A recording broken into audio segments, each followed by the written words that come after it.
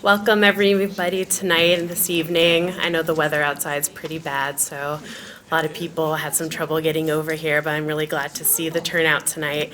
My name is Juliana Crowley. I'm the Executive Director of NARAL Pro-Choice Montana. We're the political leader of the pro-choice movement and the largest grassroots organization dedicated to reproductive rights. I want to first thank Courtney Martin for coming to Montana and being here with us tonight, and also to thank the Students for Choice for helping put this together. The last 3 years we've held this event. This is our 4th annual Voices Power Politics event, and it's really great to have this event every year and bring a powerful feminist speaker to campus and to Montana. This year's speaker and theme is especially important, especially right now as the legislative session comes to a close. Activism has been the key tool organizations have used to combat against a legislature that really doesn't reflect the values of our state.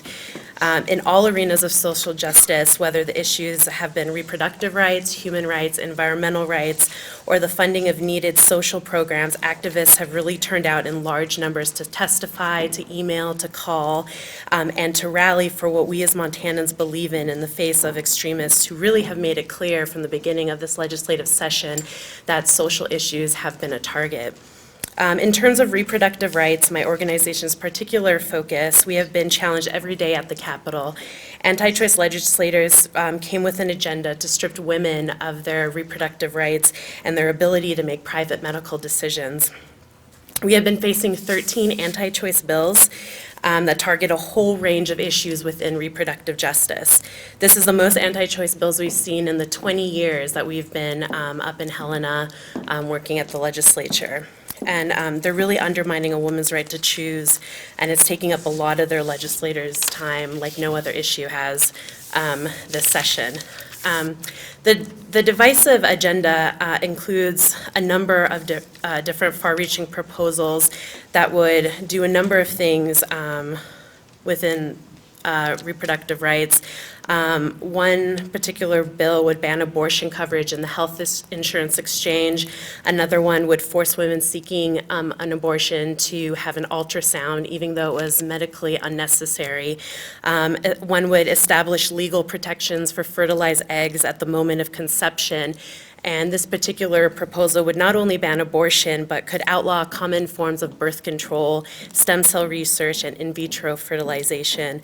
And also not to mention the stripping of the funding of Title X and family planning programs from the Montana budget, which really would leave thousands of Montana men and women without access to health care, including cancer screenings, physical exams, STI screenings, and pregnancy tests. On a positive note, we have been able to defeat many of these bills, and Governor Schweitzer has already vetoed 2 that made it to his desk, and it was all because of activism. And one last thing, in the fashion of activism, we are going to be passing around a petition for you to sign if you would like. NARAL Pro-Choice Montana and the Students for Choice are participating in a nationwide campaign for no-cost birth control through the federal health care reform. As a result of the Patient Protection and Affordable Care Act, many preventative medicines will be offered free of charge.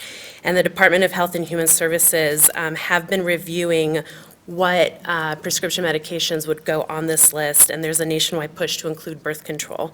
Young adults ages 18 to 24 have the highest rate of unintended pregnancy in the United States and in Montana, and nearly 1/3 of teenage girls become pregnant before reaching the age of 20. There is a really huge significant need to help people obtain no-cost birth control coverage, and by signing this petition, you're just saying that you support including birth control on this list. And I think they're going to be passing around here in a minute.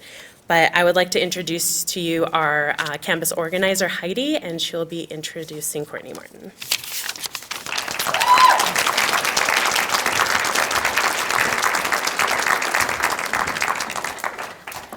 I'd just like to thank everybody again for coming to the 4th annual Voices, Power, and Politics.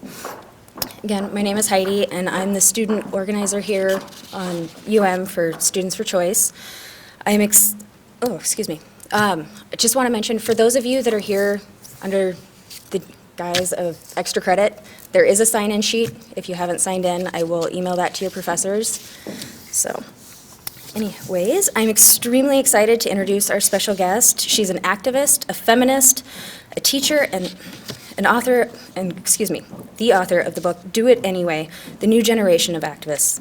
For this book, Courtney followed 8 young up-and-coming activists trying to find their place in a time when young people are becoming further disconnected and apathetic about today's issues. Not only has Courtney released this book to critical acclaim, she's an editor at feministing.com and has had feature articles in numerous publications. It is my honor to introduce Courtney Martin.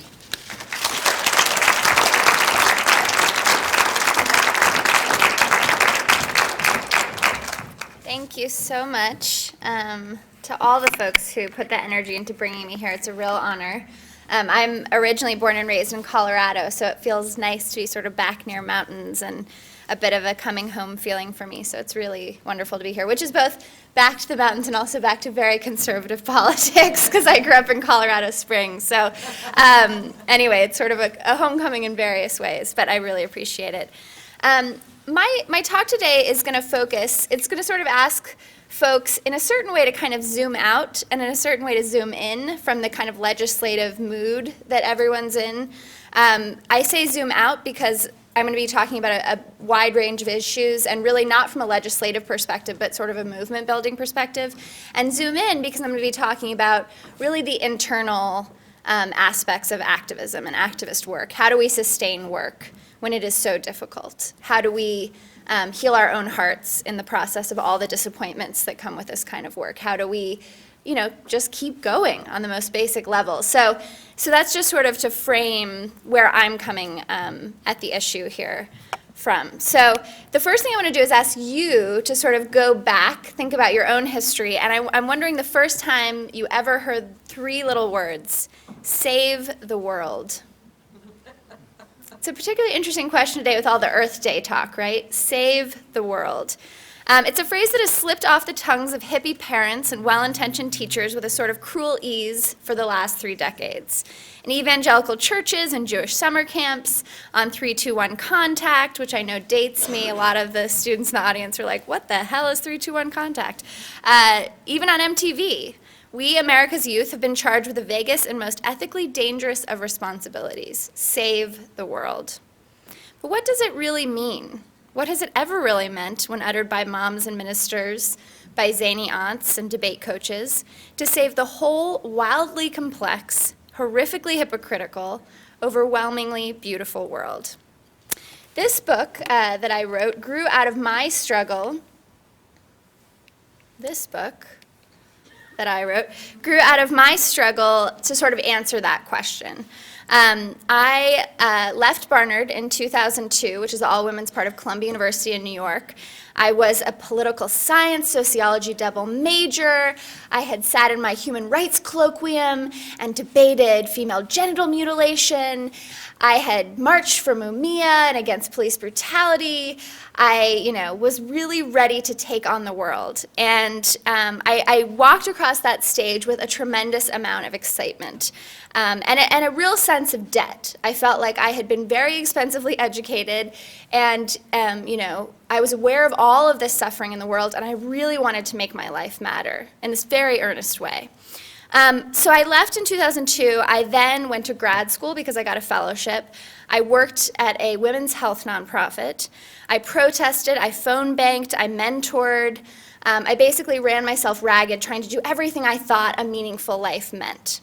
And what I experienced was this sort of slow accumulation of disappointments. I was working at a women's health nonprofit, which had all of sort of the mission focus that I would think I wanted, but my boss was basically a nightmare. She would smoke these long, skinny cigarettes in the office while she was doing conference calls about stroke prevention, which if anyone knows about stroke prevention, cigarette smoking is basically the worst thing you can do. So she would be smoking these long, skinny cigarettes, and right when I got the job, which I was so excited about, she said she would pay for my internet at home, which I thought was the most generous, amazing thing. And then I realized that was because she expected me to reply to every email email, no matter what time of day or night it was sent. She sort of adopted me as like her daughter in a very sort of creepy and not cool way. So that was my first nonprofit experience. I think a lot of us with these kind of inclinations go into nonprofits and have really disillusioning experiences, whether it's because of the people we're working for or the kind of work that we're doing. You should have seen me try to do a mail merge. It was really horrific thing to watch. So I was disappointed by that work. It was leading up to the 2004 election. I was incredibly disappointed by all of the effort I put into in that election to make sure Bush didn't get reelected. Woke up the morning after the election, very, very, very existentially depressed. So I go home that winter time and see my family, and my family has a really bad habit of watching depressing documentaries together. This is kind of our thing. And it was like right before Christmas, and we went to see this documentary called Darwin's Nightmare. Has anyone ever heard of this? I would like to recommend it to you because it's a really well-made documentary, but I do not wish the suffering that comes from seeing this film on anyone. So we went to see this film. We came home totally depressed. We all got sort of our signature drinks. My mom always drinks Seabreeze. And we sort of sat at the kitchen table and started talking about the state of the world. And I admitted to my parents that I'd had this really dark fantasy one day while reading the New York Times. I thought to myself, God, it feels like there's nothing I can do to actually make a difference. Like, what if I wrote a letter to the president about everything that was wrong in the world and then lit myself on fire on the White House steps? Very dramatic, yes, very dramatic.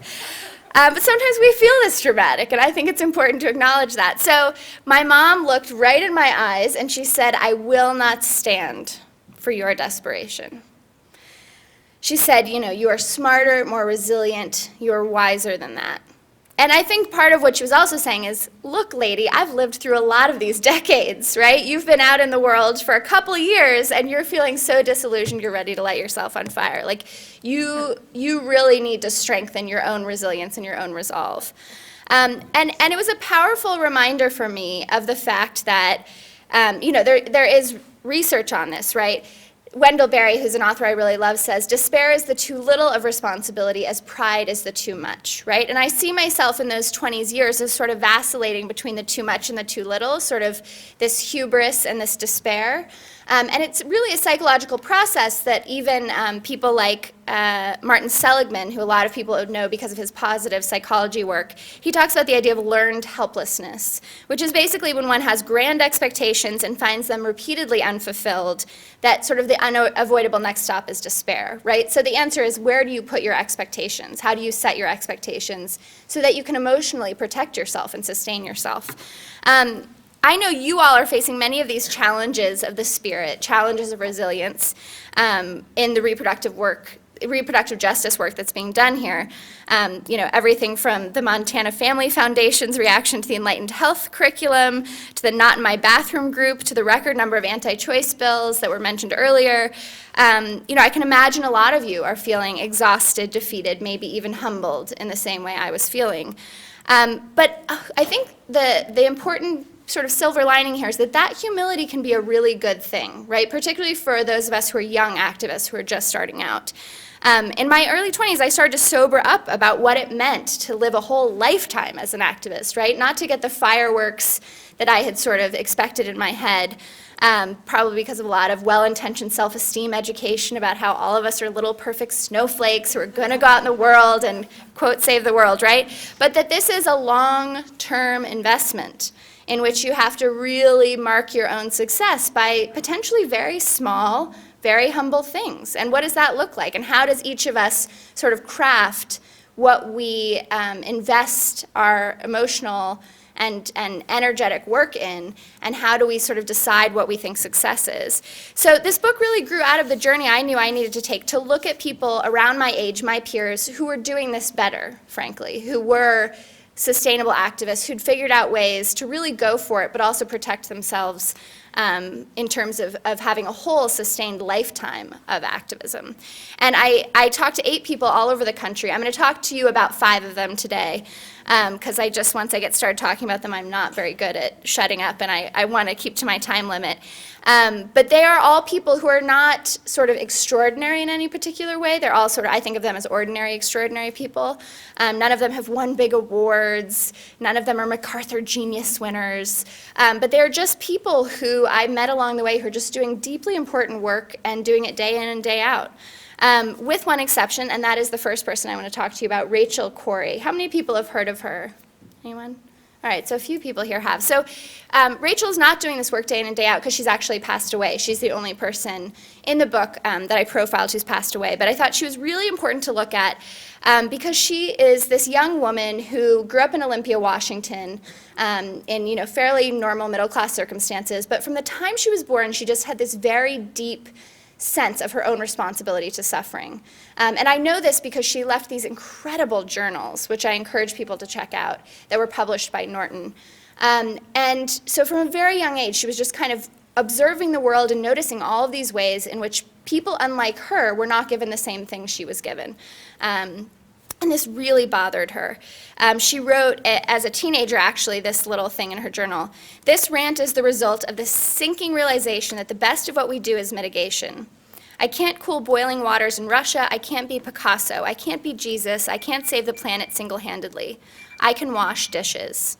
Thinking it over, I realized the most powerful action I can take toward societal improvement will have to start very close to home, arising not from the need to leave a mark on history, but from empathy and sincere understanding of the place in my life where neglect exists.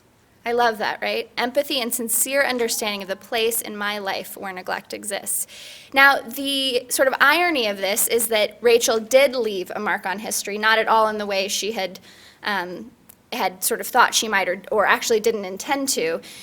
She ended up meeting a bunch of peace activists in Olympia, Washington, who were part of a movement that was going to the Middle East, particularly to go be in solidarity with Palestinians. And she was at this moment in her life where she just wanted to make a difference. She wanted to do something, quote unquote, important. So she decided to go. She had no linkage, no personal linkage to this issue. She showed up, and really her job was she would put on an orange vest, one of those fluorescent bright orange vests, and she would position her body in between a Palestinian home that was in threat of being bulldozed and a 49-ton Caterpillar bulldozer driven by an Israeli soldier that was threatening to bulldoze the home. So she would literally position her body in between. And I found this so fascinating because it really spoke to the idea that a lot of us are born into this world with a body, literally a body that is valued more by virtue of its skin color, by virtue of where it was born, right? And Rachel and this sort of peace group were recognizing that and literally using their bodies as activism. I think this has particular resonance when we think about sort of the history of the reproductive justice movement and the ways in which there have been these moments where some bodies were literally valued more than others. There are very uncomfortable intersections sometimes with eugenics, with population control, with all of these sort of ideas within the reproductive justice movement. What does it mean to be part of a movement that at times has valued certain people's bodies more than others?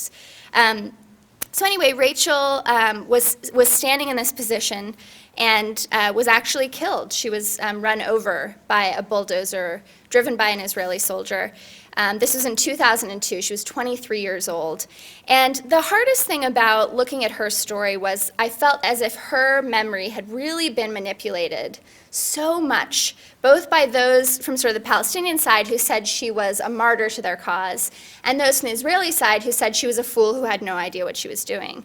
And if you actually look at her writing, she is such a complex, sophisticated thinker, right? She really wanted to do good, and she got caught up in a really dangerous situation, and unfortunately we don't have her legacy, which I think could have been a lifetime of amazing activism. But she was neither of those things, right? She was neither a martyr or a fool. She was just a young woman who realized she had a lot of privilege and wanted to figure out how to use it in some way.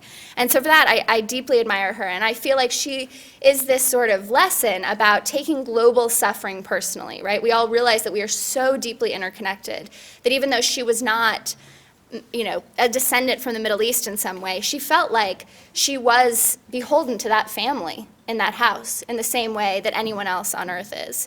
And so I think she's just an incredible sort of example of that.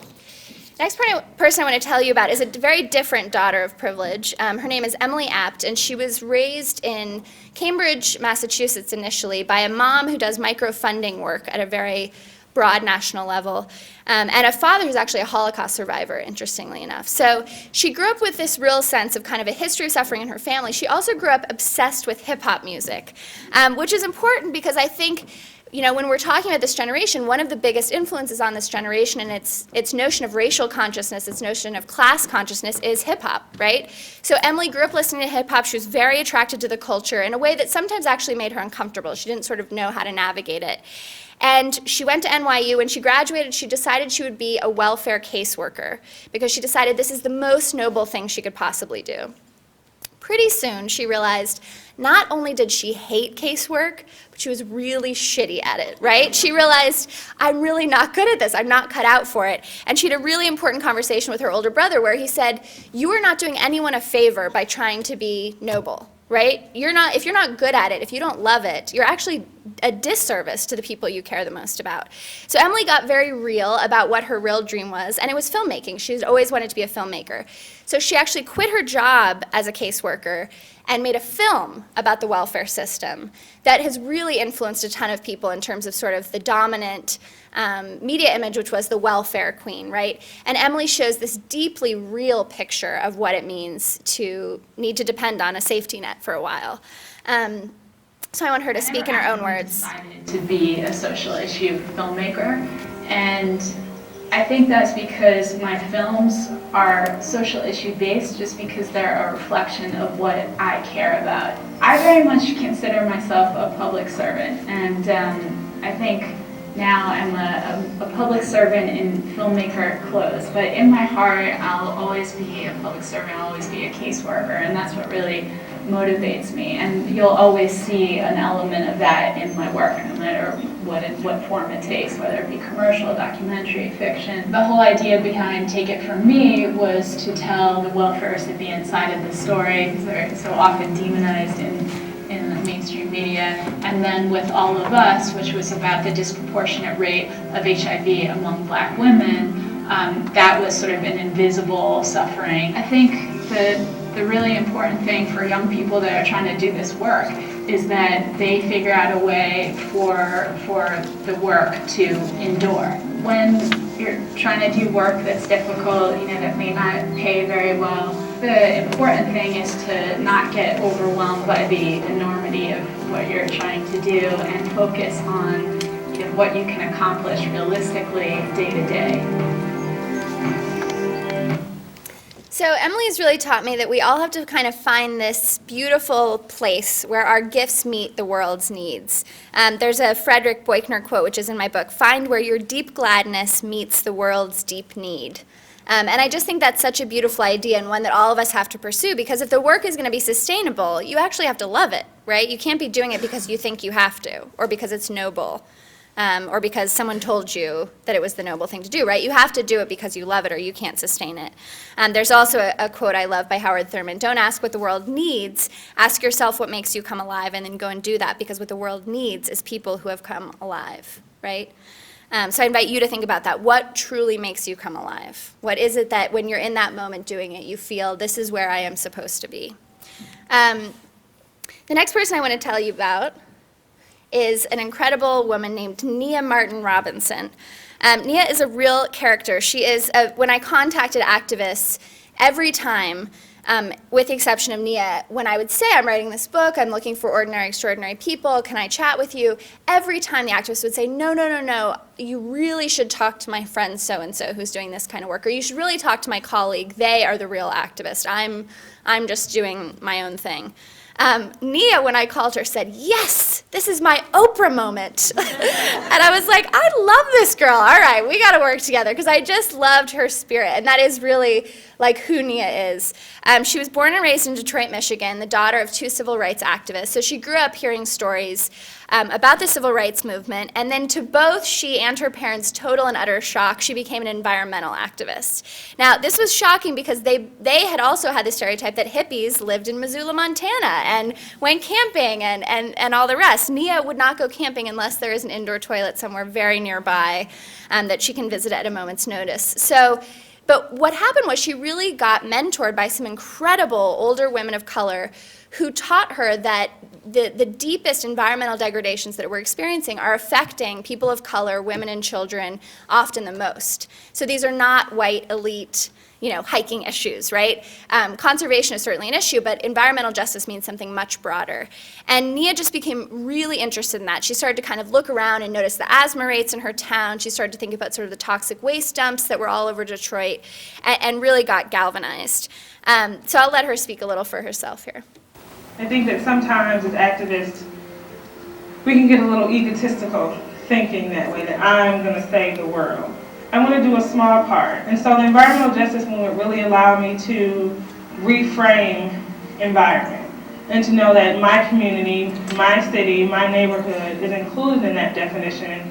And it's not just some very beautiful, pristine rural area, but it's where I live also. I want to make sure that the world is good for me and the people that I love, because I know that that then translates into the world being better for everyone. There's so few of us, in comparison to the masses, or in comparison to the money and the manpower that our enemy is able to put out, that I absolutely can't give up. On top of it being a responsibility, it's like therapy.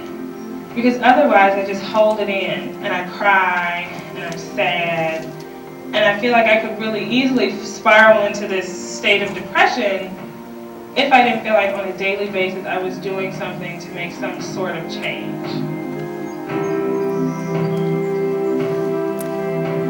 So one of the other things that's really cool about Nia's story is that she is basically sort of reframing her parents' legacy for them. She's both using the tactics that they gave her, sort of this descendant strategy from the civil rights movement, but she's also teaching them the ways in which some of what they were doing was environmental justice. So for example, they had this really interesting conversation about Martin Luther King's labor organizing with sanitation workers. That, of course, that was a labor issue, but that was also an environmental justice issue, right? It just didn't have those words then necessarily. So that's been a really cool thing, and it's made me think a lot about this idea of sort of recasting the past, reclaiming our legacies.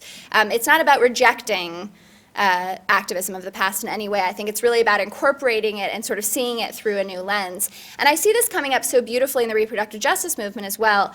I don't know if folks saw this poster, but this was a massive, massive advertisement in Lower Manhattan. It says the most dangerous place for an African American is in the womb. As horrifying as the poster is, the most horrifying thing was that this little girl pictured in the poster walked through Lower Manhattan hand in hand with her mom, and they both looked up and saw it and had no idea that her image was going to be used in this way. She'd taken a picture for a stock photo company, just sort of a child model, and they had used the photo in this way. So we wrote about it at Feministing. A couple of other places wrote about it. Sister Song, which is an incredible coalition, put out a statement. I just wanted to read their little piece of their statement. Sister Song, a coalition of 80 women of color and indigenous women's organizations, denounced this cynical attempt to use race during Black History Month as an excuse to assault women's rights. Black women are not the pawns of these white people who erect such billboards. We find them offensive, racist, sexist, and most of all disrespectful of our decision-making, our 400-year history of raising and caring for Black children, and our human right to make healthcare choices for ourselves. Bam, right? What was so cool is right after this was the Planned Parenthood rallies in New York, and I looked over and saw someone with this sign: the most dangerous place for an African American is in the House of Representatives, using the same beautiful image. So, and the woman just looks so awesome and fierce, right? So I feel like this is another sort of parallel example to some of what Nia is doing, sort of reaching back, reaching forward, sort of recasting all of this stuff in a way that empowers us rather than disempowers us. The next person I want to talk a little bit about is someone you probably recognize, Rosario Dawson. She's an actor and activist, and she's the only person I hung out with during the course of this book who is famous or even used to being interviewed. And I did that because I was really interested in our generation's relationship to celebrity. We seem pretty obsessed with it. We talk about it a lot. I think it's a one sort of analysis and criticism that our generation often gets is that we're too obsessed with it. So I was pretty interested in sort of what does an actual celebrity do with that power. Because activism ultimately is not just about what do you do with a lack of power, right? It's also about what do you do with an excess of power. And that doesn't just mean you're a Hollywood actress. It could also mean you're someone who's born with white skin, right? An unearned privilege in a society that's still systemically racist, right? So Rosaria's incredibly interesting because she has traveled literally the full spectrum of class experiences possible in America. She was born and raised in the Lower East Side of New York City in a squat. So in a house a building that was literally abandoned, and a bunch of different neighbors got together and moved in and sort of created this awesome motley community.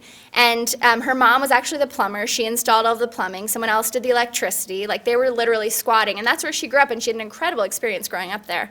But at 15 years old, she was discovered on her stoop by Harmony Korine, who's a very controversial director, and she was sort of catapulted into stardom. So she traveled from, the squat in the Lower East Side to the most sort of elite, well-paid, moneyed, version of Hollywood possible. She's been in Will Smith movies, she's been in that scene.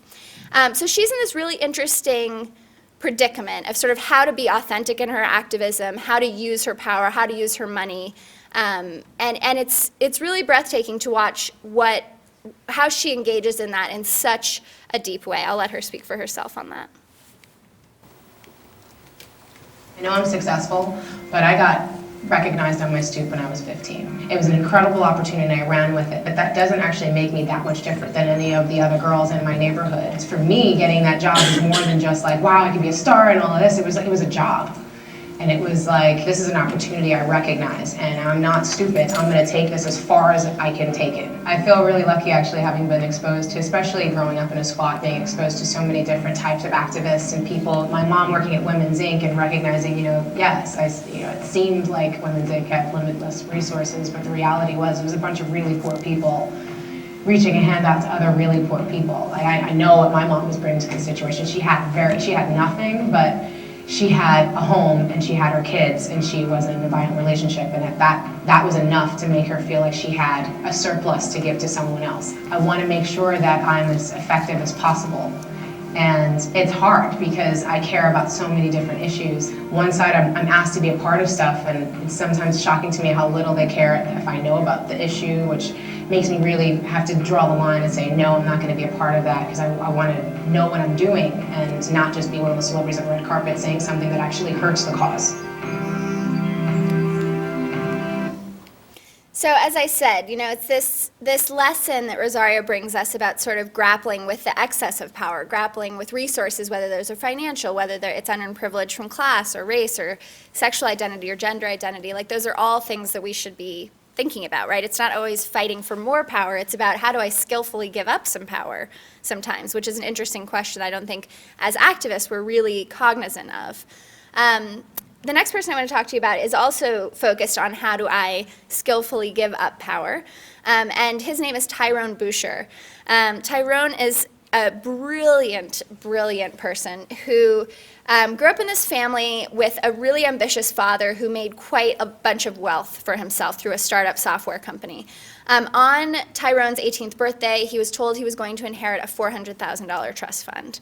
So for some of us, this sounds awesome, right? We're like, what I could do with $400,000. For Tyrone, it was kind of a nightmare. He immediately sort of put it out of his mind. He had a certain sort of self-image of himself, which was not a rich kid, right? And the idea of integrating, what does this mean that I am someone who at 18 years old has inherited this much money? He just could not process. Went off to Stanford, actually, for one semester, and then quickly left, and sort of traveled the country as this like classic vagabond. I was giving this talk somewhere recently and someone said, that's a trustafarian. So I didn't know this was a whole term that people had come up with for like trust fund kids who pretend to like not have any money and, eat out of garbage cans. But basically Tyrone was like hanging out with a bunch of anarchists and like running around to different festivals, eating what they could when they could, sleeping wherever. This very kind of, sort of amazing wandering lifestyle. But as Tyrone was having this experience, he was starting to learn about like anti-racist work. He was starting to think a lot about queer movements.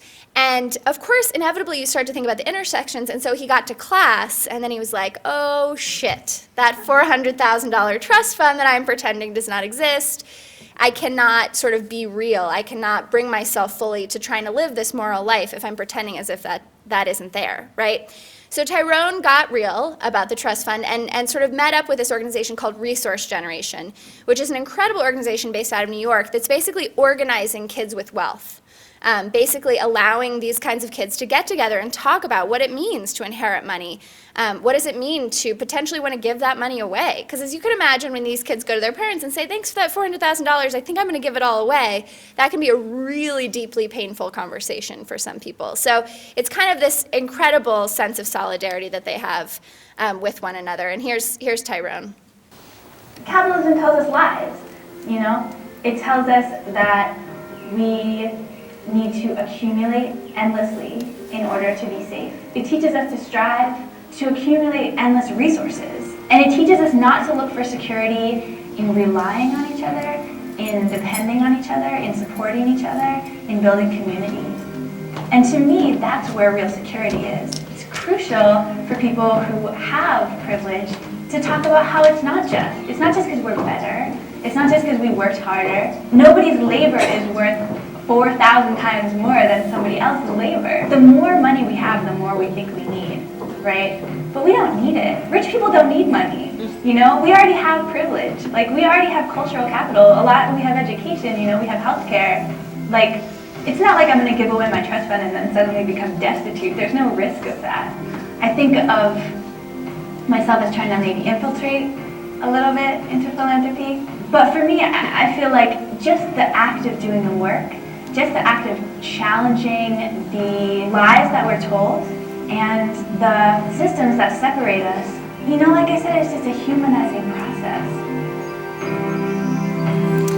So Tyrone is part of this organization, as I mentioned, that's trying to kind of revolutionize philanthropy, and they call it social justice philanthropy. That's kind of the phrasing they're using, and it's really around kind of upending some of the traditional ideas around philanthropy, which tend to actually replicate class differentiation anyway, right? It's like wealthy people with resources decide what is worthy of their money, and then make poor people who need the resources show them how they are going to use the money well. Even if the wealthy people don't know anything about what the poor people are doing, like they're not experts on that, right? But they somehow are in the position of expertise simply by being the ones who happen to have the resources.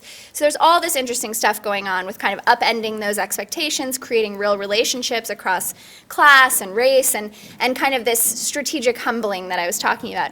The other really interesting thing about this organization as a whole, I was hanging out at their offices, I was going to trainings that Tyrone was working on, and all of a sudden I realized, like, you know, the majority of kids who have been attracted to this work are queer. Or as Tyrone is, they're transgender.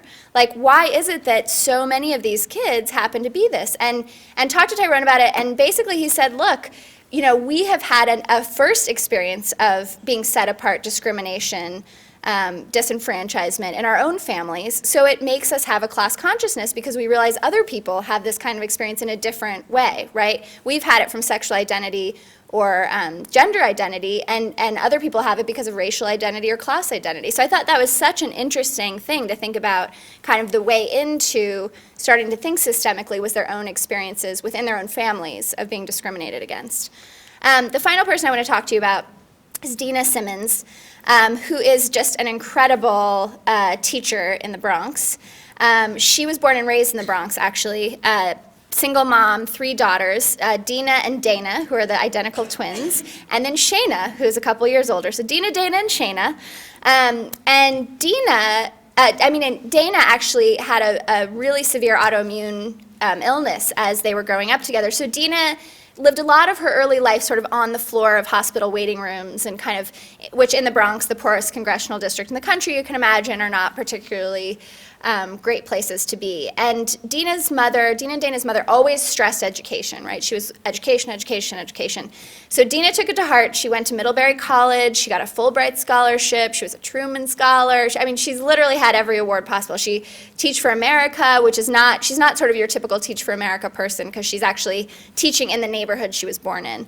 And I found her because I asked a friend of mine who is a teacher, who is the most talented teacher you've ever seen in a classroom, 35 and under, because that was kind of the age range that I looked at.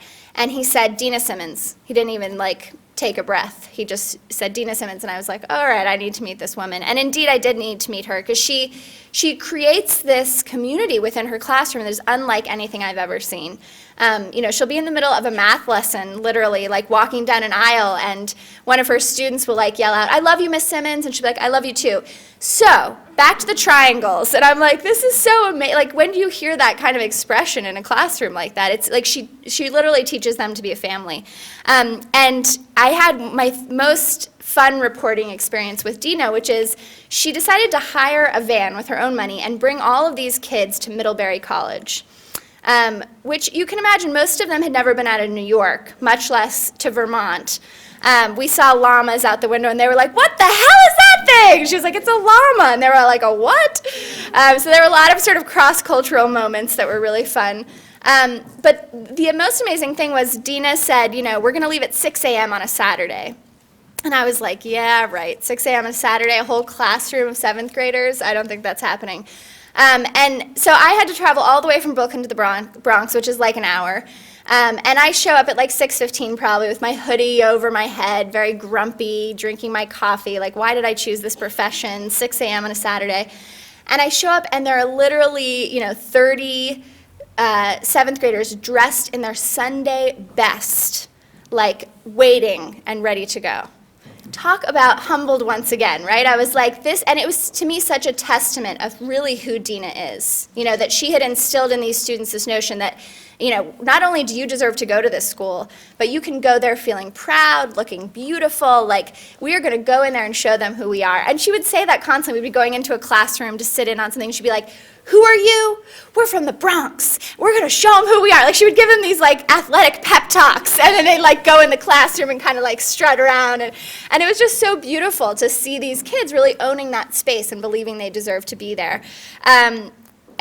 What's interesting is the whole time I was getting to know Dina, she was tortured because she was trying to decide whether to leave the classroom and get a PhD in health and education, which is the intersection she cares most deeply about because of her experiences with her twin Dana. And she actually did choose to leave the classroom just to get this PhD. She's going back. But that was hard for her to do because she feels like the best teachers often leave the classroom. The most effective teachers often leave the classroom because they get cherry-picked to become educational leaders, which is basically what's happening to her. But she just felt like as much as she would invest in educating the kids, they would still be showing up with clinical depression. They would still be showing up with all these nutritional deficiencies. And so that health and education really needed to be hand in hand. So that's what she's working on now academically, is figuring out how do I get back in the classroom and make sure health and education are not seen as separate issues. And so that's part of how Dina, has taught me that everything is intersectional, right? Here's Dina in her own words. I had to be realistic about what I can do. I knew that as a teacher, I could not decide, hey, you know what, I'm here and I'm going to change the whole system. So I had a little bit more micro perspective, and I said, hey, I'm here. I'm going to change the lives that I have right in front of me. And by changing the lives right in front of me, I'm going to build a collective of potential activists. Teachers are always asking me, Ms. Simmons, how do you get your kids to sit down and listen to you? And I said, that's because I'm Dina Simmons to them. I'm not the social studies teacher. I'm not the math teacher. I am a person to them. And I think you're most effective when you bring yourself and your humanity to the work that you do. I think the classroom is everywhere. I don't think the classroom leaves once they leave my door, because my students called me, they text me, they G-chatted me. They needed me even outside the classroom. It was hard, for me, because I'm okay, where's my personal life and where's, my professional life? But I think when you're teaching, that's something that you have to realize. You're responsible for other people's lives, and sometimes your students are going to need you when they leave the classroom. So as I said, Dina teaches me that this generation has to be fiercely intersectional in our analysis, right? Never taking for granted that an issue is just in a silo, that it's just an issue unto itself. And it also reminds me of this great John Muir quote: when we try to pick anything out by itself, we usually find that it is hitched to everything else in the universe, right? That's how I felt while reporting this book. I'd be, with Dina, and then I'd be thinking back to Nia, because I'm thinking there are all these environmental justice issues in the Bronx, and then I'm with Nia and thinking about, education, and so it's just all of these things are deeply, deeply intertwined. So our generation, as mentioned in my intro, has often been sort of pegged as apathetic, right? Entitled, self-absorbed, Psychologist Jean Twenge argues that largely because of the boom in self-esteem education in the 80s and 90s, young people today speak the language of the self as their native tongue. That's in her book, Generation Me, Why Today's Young Americans Are More Confident, Assertive, Entitled, and More Miserable Than Ever Before. I think she's got it a little bit wrong. I think, first of all, there's a class analysis missing, right? We're not on the whole entitled, self-absorbed, and apathetic. I think we're overwhelmed, empathic, and paralyzed so often by all of the different forces that exist. The privileged among us are told over and over that it is our charge to save the world, but once we're in it, we realize that it's not so simple. The less privileged are gifted their own empty rhetoric, sort of American dream ideology that charges them with perhaps not necessarily saving the whole damn world, but definitely saving their families, their countries, their honors, right? The sense that you're the first generation to get these opportunities, so it's up to you to really make the big difference. And I think all of us are weighted down by these legacies, right? We sort of feel heavy with them, and we're not sure exactly what to do with them. A writer I've been deeply influenced by, Parker Palmer, talks about how absolutism and relativism have ravaged not only the things of the world, but our sense of the knowing self as well. We are whiplashed between an arrogant overestimation of ourselves and a servile underestimation of ourselves, but the outcome is always the same, a distortion of the humble yet exalted reality of the human self, a paradoxical pearl of price. So we live in a time that calls for this kind of acknowledged complexity, that calls for us to get back in touch with our own inner teacher and our own sense of kind of where is our deep gladness and how does it meet with the world's deep needs, and how can we sort of act at these intersections and sustain ourselves. I came, as I was spending time with all these incredible activists, I came to feel like I don't really want to judge them based on their success. I don't really want to judge them based on their capacity to achieve these outlandish goals that they've set for themselves. And I found that Cornel West, a great philosopher, had said, of course it's a failure, but how good a failure is it, right? So that's like my new mindset is, of course Dina's going to fail to get every single one of those students into college, but how well is she going to fail, right? How many of them are going to go to college? Of course Nia's going to fail to, keep all the toxic power plants out of the Detroit area, but maybe she'll keep some of them out, and that would be pretty amazing, right? So it's this sort of reorientation of what it means to succeed or maybe just fail really well. These are all of the activists. We got together for a hang and got kind of goofy. So the strangest thing happened on the way to my 30s. I realized that I wasn't going to live forever. And it made the prospect of paralysis, the option of overthinking and sort of wallowing in my own disillusion about what I'd been told, in contrast to what I was observing and experiencing, all seem like a whole lot of wasted time. Certainly there is need for reflection, research, and self-examination before we just jump too enthusiastically into, quote, doing good. But we are also a generation with a tendency to stew. We've learned how to analyze well, perhaps too well thanks to our curriculum critical thinking and our hardworking teachers.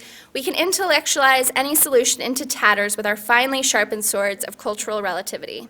And it's honorable that we've got these skills and that we're not afraid to use them. But, as George Jackson says, patience has its limits. Take it too far, and it's cowardice. We must be fearless in our analysis and our action. We must accept that we will fail and try anyway. Try to fail always more exquisitely, more honestly, more effectively. We must wake up in the morning naively believing in the power of our own dreams and the potential of our own gifts, and go to bed exhausted and determined to do it all over again, with maybe just a bit of a different tactic, a little less ego, a little more help. What else are you going to do? Give up? Of course you're not. You're not going to do that because you're part of a long line of people who did not do that.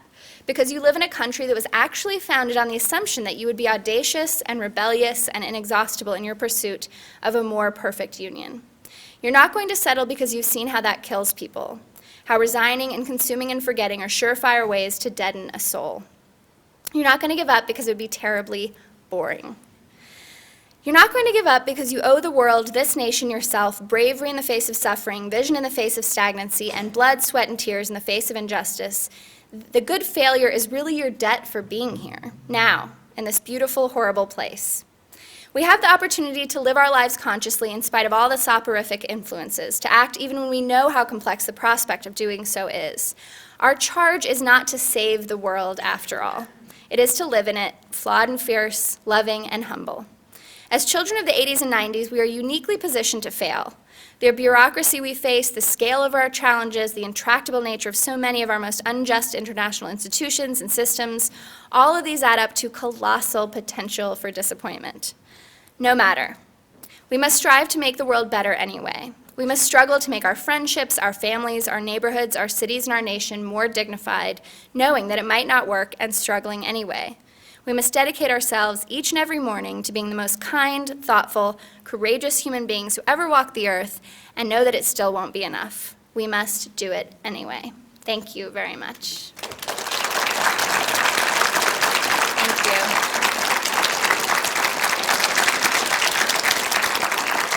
Thank you. So let's chat. Questions, comments? First, thank you. One of the things that I was thinking about as you went through your lessons is when you started the project, did you think that you were going to do lessons? And how did the lessons come out of that? At what point did you create them and come up with them? The book doesn't actually have lessons. That's just like how I present these folks because I needed a way to kind of frame things. So the book doesn't have specific lessons in it. It's just profiles of all these people. But, you know, these are all intrinsic to what they taught me. I think my biggest question was basically just like, how do you do it, right? Like, how do you decide if what you're doing matters? How do you wake up every morning?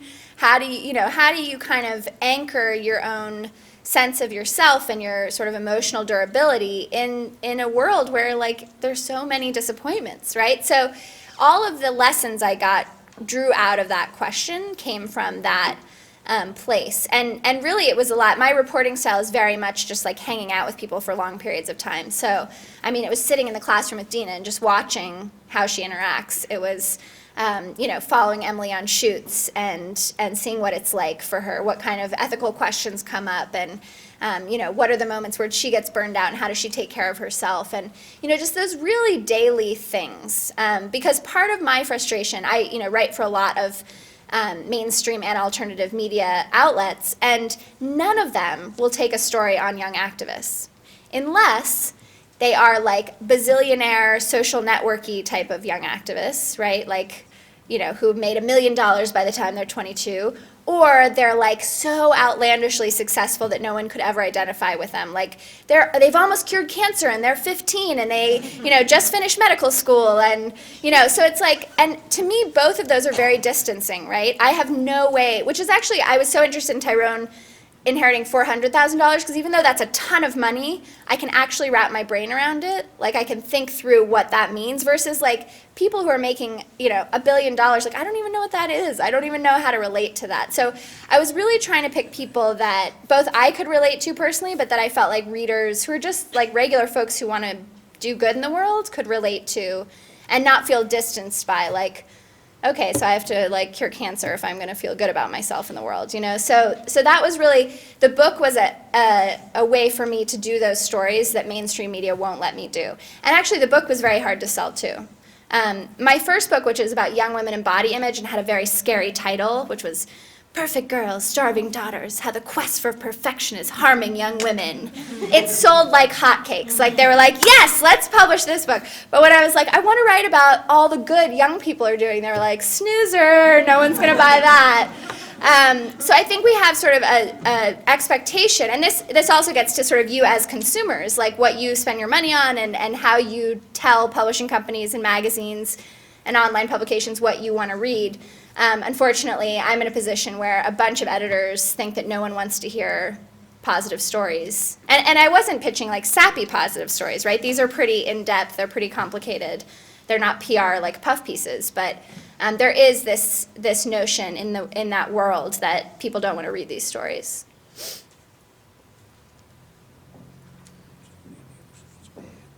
Yes. Yes, ma'am, I'm reading for somebody else, and I do have a big mouth, so I don't need a microphone. All right.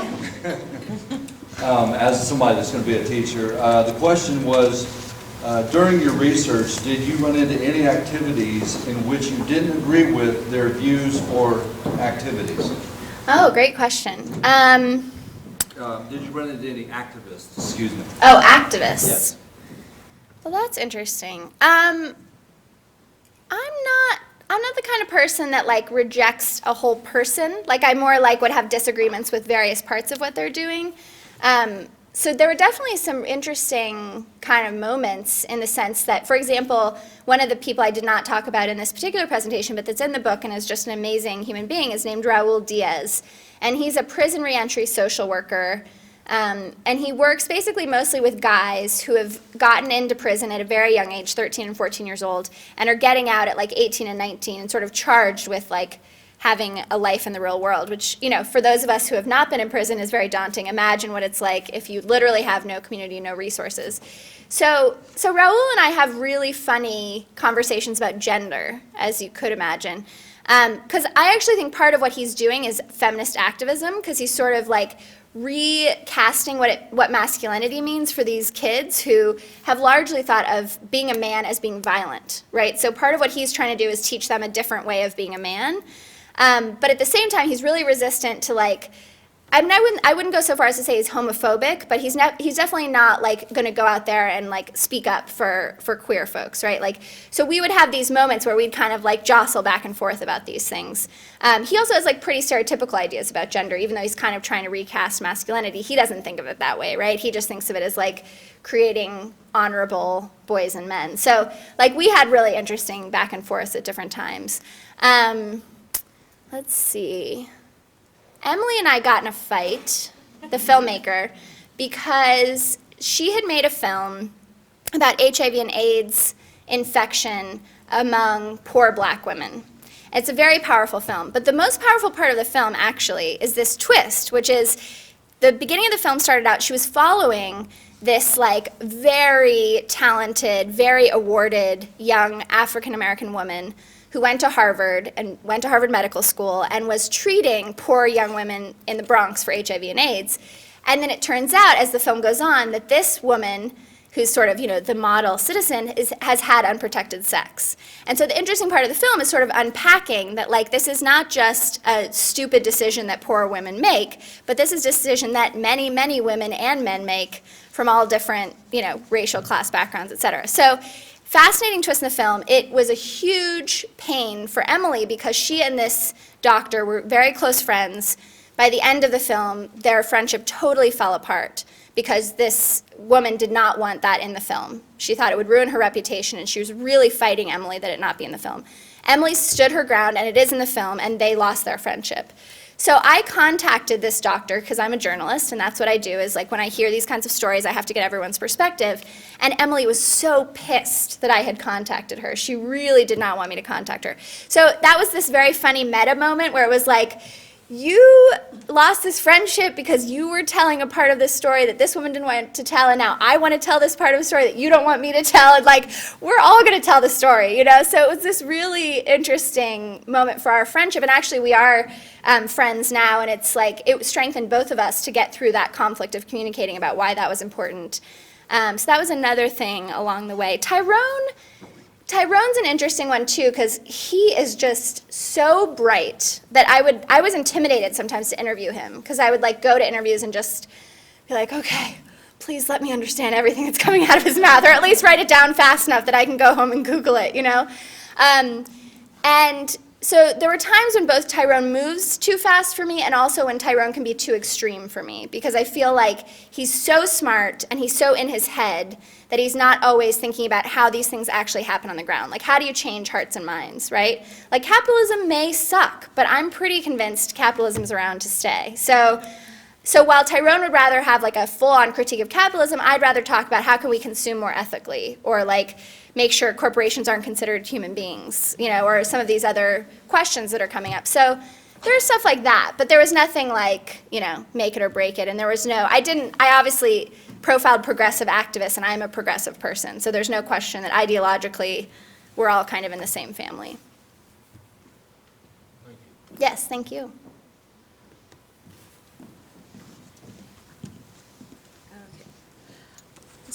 A lot of your activists seem to be from more urban communities. How do you see the sense of activism transposing to rural communities, like many of them that we see in Montana? Is that your question or someone else's? Somebody else's. Okay. Man, well, I want that person to tell me. One of the things that was hard about this book is I had very, very little money with which to report it. And you can imagine it's very expensive to like go places, hang out, pay for hotels, pay for travel. So I actually ended up, one of my sort of disappointments about the book is that it's very coastal in terms of the people that I focused on. It's very New York and California, just because I didn't have enough money to travel a bunch of places and spend time in various places. So like Nia is from Detroit, so I hung out in Detroit for a while. I was in DC, I was in New York, I was in Vermont, I was in LA. But I really didn't get to profile any rural activists or be sort of more in the middle of the country, which I care deeply about, having come from the middle of the country. So I would love to hear more about that. Like I think particularly around environmental justice, I'm deeply moved by the ways in which I think that movement is really a model for a lot of us on sort of cross-class, cross-race, cross-sector, so like rural and urban collaboration that is so inspiring. I mean, Nia, who is like, could not be more of a city girl, was like hanging out with, you know, this older white woman from West Virginia who's fighting mining and like having really important conversations about how their work intersects. So I did experience some of kind of the rural activism around environmental justice, but unfortunately not enough. But I'd love to hear more about activism that you all are seeing in rural communities in Montana that you think is cool.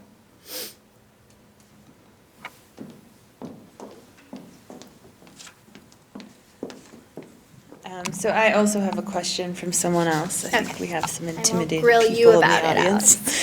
Alex. Okay. So this person asks, you talked a lot about using tools of the previous activists that came before us, but do you see a major difference between the activism done by our parents and this generation of activists, and where some of the differences lie? I think there are a ton of differences. I mean, the most basic is just the technological tools that we have as younger folks, right? And as someone who blogs and considers myself an activist and a blogger, there are all these moments where I am so grateful for the tool I have and just how fast it can mobilize people.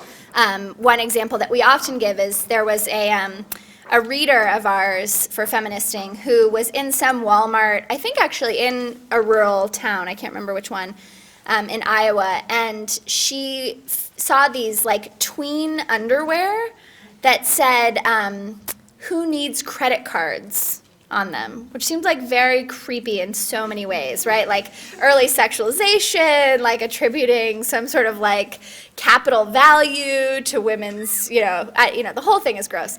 I don't need to explain it to you, it's gross. So we posted at Feministing, we talked about why it was gross, and we posted the Walmart sort of, public relations people's information and said, please, readers, if this offends you, let them know. Strangely, Fox News picked it up from us. We did not know Fox News was reading Feministing, but apparently they are. And did a piece that night, and the next day, these tween underwear were pulled from every Walmart in the country. So for me, that's an example of, I think that's totally something that a previous generation would have tackled in its own way, but it just would have taken a lot longer, right? It just would have had a lot more energy around it to get that many people to speak out. So that, I think, we can't underestimate the technological piece. I think there's a dark side of that too, which is that we're kind of like, I think of it a lot as like we're these toddlers with technology where we have this tool, but we're not yet wise enough to know when to use it and when not to use it, that like, it's not good for everything, right? Because you see people trying to use online activism in ways sometimes it's like, this is not effective. And further, like, we still need to get together in person, right? This is really important to have that sense of solidarity, that sense of being together. So that's one piece. I think it's just a different world, right? It's such a more globalized, our economies are so much more intertwined. Our political system, to me, feels even more corrupt in some ways. I don't know if older folks in the room would agree with that or not, but it feels that way to me. So I think we're dealing with different conditions as well. We have different tools, we have different conditions, and we were just raised in a totally different social world. I think a lot of the incredible work of the civil rights movement, the feminist movement, worked, right? That's what's so amazing. Like, it worked in so many ways, and I think we forget to acknowledge that. But like, a lot of us grew up taking for granted in some ways that we had access to birth control, or that we grew up in diverse classrooms and that kind of things. So much work left to do, but there were huge legacies and successes.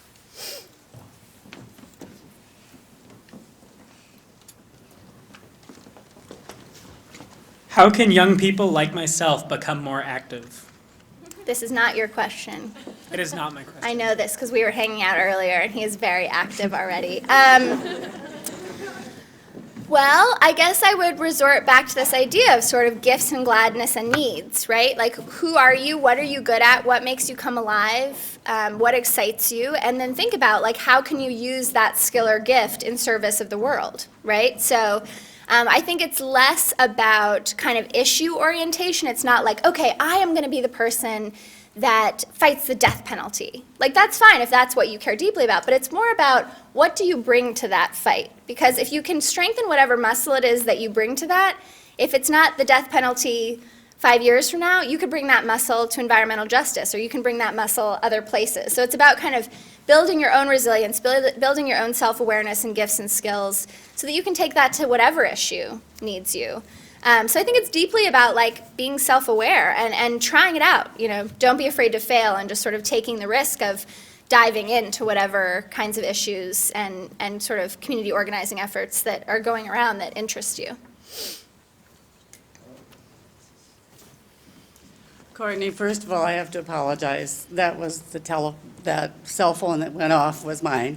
It was a good failure. Well, actually, it isn't mine. It's my husband's, and I didn't even know it was his ring, and I didn't know how to shut it off. Oh, husband. What is your husband's name? John. John. I have a John, too. Yeah. Anyway, so I would like to add on to that question. I'm one of those feminists from the 70s. Thank you. Yes, and I admire you, and I admire all the young people here, and have so much faith and so much hope in what is going to happen. And yes, we are obviously technology challenged, and so I do apologize again. It's very embarrassing. But my question is, though, how can we help you? What do you want from us? I noticed there were other women from Isn't my that nice? era, but how can we help you? We That's we so don't know what to awesome. do. Can So, you, what's your name?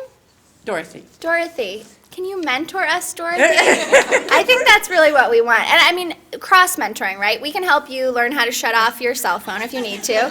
But you can help us understand, like, how do we sustain this activism? And how do you, there have been moments for me that have been so important when, let's say I write a piece or I do a conservative talk show and I get a bunch of hate mail and I'm like, kind of feeling like this is the end of the world. And then this older feminist activist says to me, look, we were dealing with this in 1978, and this is how we decided to deal with it. I mean, I think these sort of movement memories, this sort of historical legacy of movements, they need to live on, and they're going to live on in relationships. So I think, I don't know what kind of work the campus is doing to link older and younger activists together, older, younger feminists, so that people can get mentoring, but I'm just a massive fan of it. And I think even the way you approached, even the way that you said, just like, how can we be helpful? That's so amazing and so rare. I don't think you probably know that, but a lot of older women that I've encountered come to the microphone and say, you don't know your history, and so I think there's this approach that you have that's so generous, and I would imagine there are lots of young women who would love to be mentored by you, Dorothy. So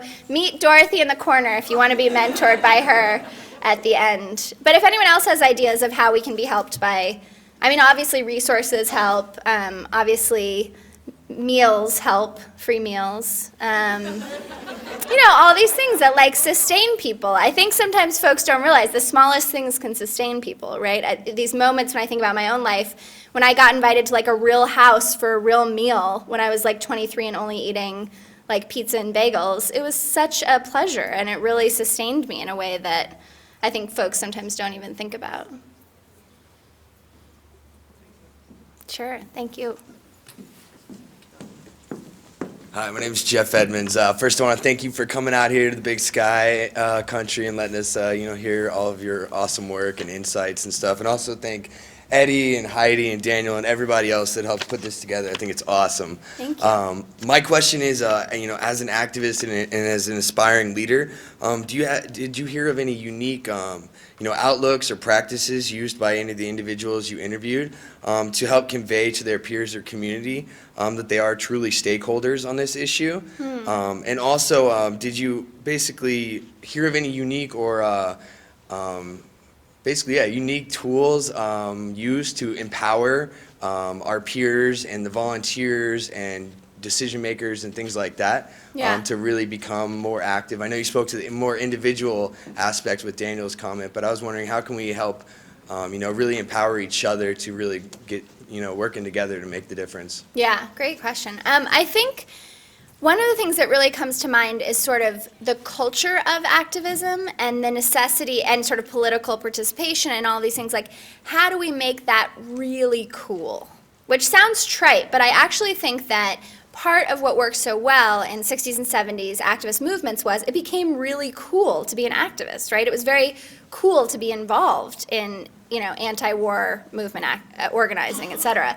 And so I think we're at this generational moment where it's like, how do we, I think, like, for example, The Daily Show, right, is a really interesting example of something that's made progressive political wonkiness cool, right? It's cool to say you watch The Daily Show. So, like, how do we do that as activists? And one example that comes to mind is this guy, Raul Diaz, I was talking about, who works at this place called Homeboy Industries in East LA. Basically, they have, it's kind of a long story, but the short answer is in the 90s, there was all this gang violence. This guy, Father Greg Boyle, this amazing Jesuit priest, realized there was all this gang violence because no one knew what to do with themselves after school, right? There was no one to sort of nowhere to go, no compelling project, as sociologists call it. So he created basically a vocational training place called Homeboy Industries. And if you go to this center, it's this beautifully designed place. And you can get tattoo removal, solar panel installation training, meditation training, group therapy. You can eat at Homegirl Cafe, where you get home-baked goods baked by the homies. You could it's like this wild community center one-stop shop place. And I hung out there for, a couple weeks, and it was like the most incredibly cool place ever, right? It's like they have made that cool instead of gang violence cool. And so I think for those of us who are trying to mobilize other young people to get interested, it's about how do you make it cool? How do you make it cool to go to protests? How do you make it cool to be part of different organizations on campus that do political work? Because I think sometimes those things are seen as fluffy concerns, or it's very ancillary to think about how to make it cool, or it's it's such a distraction from the real issues if we're trying to have a party. And I actually think have the best kick-ass party ever and make sure everyone knows this organization had this party. And that could be 10 times better than 1,000,000 hours spent passing out flyers or trying to get people to come to a meeting, right? It's that there is this honesty we have to have about what brings people out, right? Friendships bring people out. If their friends are going, they're going to go. Fun brings people out. Joy brings people out. Dance parties bring people out. So how do we kind of bring that to our movements rather than making people feel like this is checking in their community service card that they did their 10 hours of I'm a good person duty, which is just not inspiring and not fun. I don't know if that's helpful at all, but.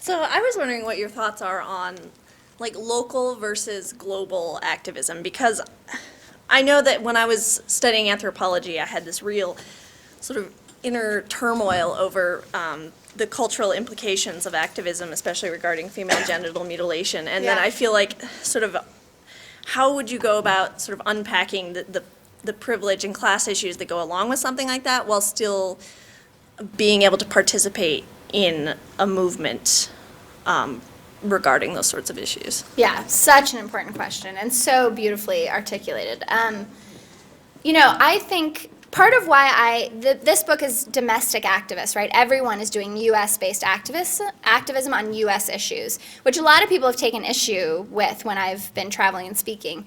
But my sense is, and this is my own experience as well, that there's this sort of exotification of international work that is sometimes really not coming from a very self-aware place. So my own personal embarrassing example is that I studied abroad in South Africa my junior year in college, and I was like obsessed with race, and I wanted to go there and like learn about race, and I wanted to teach poetry in the township high school and like, you know, have my little like moment, right? And pretty soon I got very clear about the complexities in South Africa were the same complexities at 116th and Broadway where I was going to college in Harlem. I did not need to fly, you know, a million miles away to think about race, right? So that for me was this deep lesson about like looking in my own backyard and really looking like that quote from Rachel Corrie about like in your own life, where are the places where neglect exists, right? Who am I walking by and dehumanizing every day? Like who in my neighborhood doesn't have food to eat? You know, where are my blind spots right here at home? And so I think that because I feel like our generation has sort of swung into the international direction, I'm kind of a little interested in pulling it back. Not that we don't do international work, because I see that as deeply part of our responsibility as well. But just that, you know, I think if we can learn the lessons at home and really contribute to our own communities, that is going to translate into international work that we can do. And also that there is such a wildly disproportionate amount of power accrued in the United States of America. Like if we could get people to be more moral, be more ethical consumers, be more good to one another, imagine the ripple effect that would have around the world. Like we have so much power and money here. And so, you know, I'd like to see us focus more on that at home. And it's not like a black and white thing. It's not like I would not do international work or I don't do international work. Actually, the majority of the philanthropy I do happens to be international because it's really hard for me to rationalize giving money to organizations that are doing like great artistic work sometimes when I can think about like the kind of work UNICEF is doing or, you know, like some of these organizations that are literally helping people stay alive. So, you know, I'm as confused as you are, basically. But I do think that it's noble to look at your own life, start with your own life. I think the pain of that, I mean, it's easy to want to go to South Africa because then I don't have to think about my own life, right? Because it's other people's race complexities. So I think it's deeply brave to think about your own life and your own home and your own communities and really get down and dirty with that.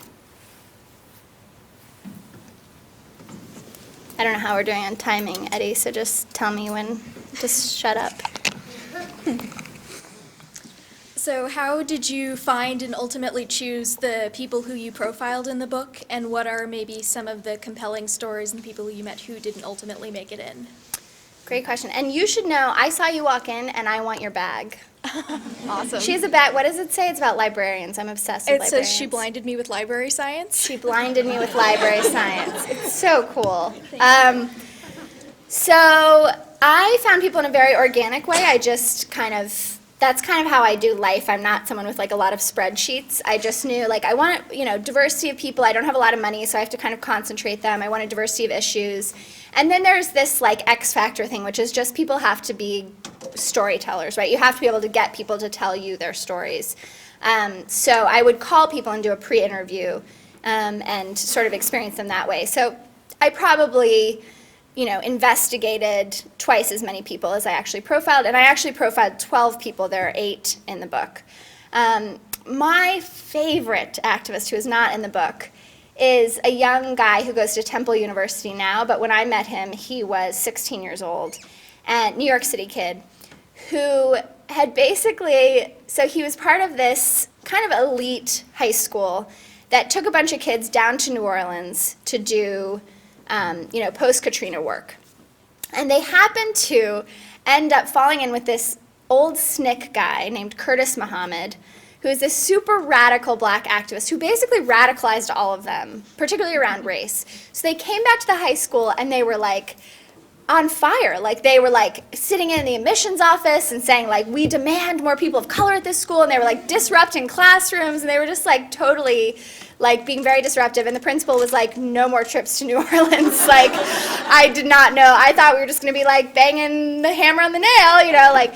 And so what Alex and a few other students did is they started their own organization called New York to New Orleans, and they started running trips of high school kids down to New Orleans to do these long-term being like month-long, summer-long projects. And I adore him because he's like the most earnest, like some might say naive, but incredible kid who has basically like done this really amazing thing, which is create an organization as a 16-year-old that brings all these kids down there, and they like have a really sophisticated race analysis, a really sophisticated class analysis, you know, largely because of Curtis Muhammad. There's a guy, they bought themselves a school bus, which they, you know, spray painted, and you can see it driving around the lower 9th Ward. And they found this guy, I can't remember how they first met Bill, but Bill is a Vietnam vet who basically sort of, he's a peace activist, he kind of just travels around. He's basically homeless, but he drives the bus for them when they're down there, and they're all best friends with Bill. And Bill has no home, but he does have a Facebook profile. And he has like 10 times more friends than I do. He also wears all of the clothing that the kids leave behind because, you know, they're just like messy and whatever. So he's like a hipster. He has like hipster clothes, a huge beard, and a Facebook profile, but no home. He's like really an incredible figure. So it's this motley crew down there of wild folks who are kind of trying to work together. It's very failed in so many ways, Alex's work. But I thought it was just so interesting, and I thought he was so interesting. But my editor was like, this is way too naive. Like, I don't know if we can publish this. I have tried to publish it elsewhere and had the same trouble. But I know Alex is going to do amazing things in the world. And that's one other interesting thing. The only two similarities that I found of all the activists I ended up profiling, one was that they all cited their mothers as their first activist influences, which I think is really interesting. Even if their mothers did not self-identify as activists, all of the sort of the skills that it takes to be an activist were learned by watching moms, which as a feminist, obviously, I think is pretty badass. The other thing was that they'd all been through New Orleans at some point. New Orleans has become like the activist pilgrimage, I think for better and worse, and I think there's a really important critique of why that's not good for New Orleans. But everyone from the veteran I profiled to Raul to everyone had been to New Orleans at some point, even though it didn't seem that logical that they would have, right? You expect Nia to go because she's an environmental justice activist, but everyone without fail had gone. So that was really interesting too. Thank you so much for your questions. They were really awesome.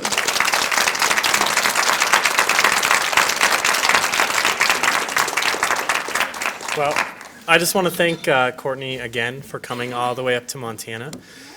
And I do want to thank all of you guys for coming.